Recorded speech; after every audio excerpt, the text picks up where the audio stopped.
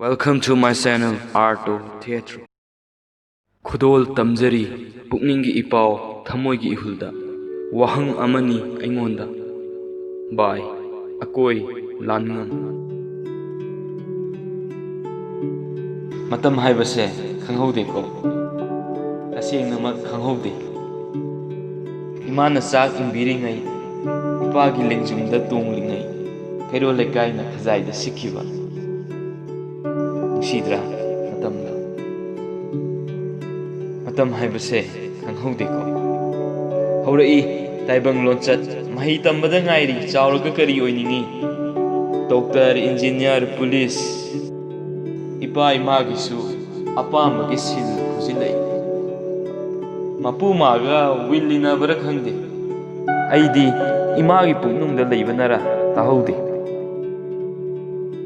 Mahabharat Abhimanyu gum mamagi puknungda leina Chakravyuh khangba aigi itik oikide Ozagi su pautakni Sarkargi thabak phangnaba lairik kanna pao wahang amani aingonda aina pambadi sanaba hangi makhoina kari masana aisu wakhalda lakwa ama hunjille amana hairai sanabana hingba yaroi wakhalda lakhi hingba haibase karino mare yenare ahal masel gyan gi lan scholar gi wangang aigi apambadi gyan leiraba makhoina gyan taba ngamdrabara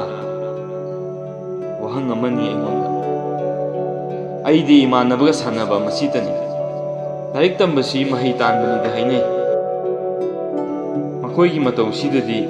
macha aikhoibu thika lobadona tawri doctor engineer police ki thika hek hairuraga government job ukpiriba makhoigi apamba sisu matam gini fashion college lecturer professor nurse tourism civil service wahang amani aingonda chahi taret kuntakpa awagi miwat minai british ki sasan ekhoina wari sigum waramgadra Sagol yachal laklagu maikhoi apamba maikaida pangpuda puba maikai hongge khalakpa sajai maya anaba mayon chumnaba tharakpa chatkhibani hakchangna thawai puduna wahang amani aingonda sajida chak pijaba yabra nungsada napi oinambra wahang amani aingonda aim objective goal target kanana sabano amukta mahan khoba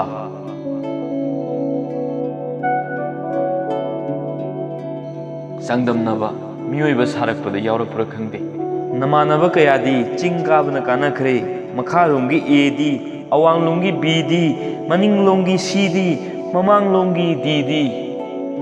phakreda gyan takreda A, B, C, D chap manarabadi A tamak oiramoidra madu oiradi kappa nokpa saubasu khetnaramoiko wahang amani aingonda aidi angangne hingjage pena yachan laktana aibang pangbu yengjage apamba machu khanjage onna thoina sanajage ayase pibiyo ukil khuthang court ki lambida ain ga yaba lau aya khubi nambiyo thajaba ngamde chinhaidi nawa aina haijari wahang amani aingonda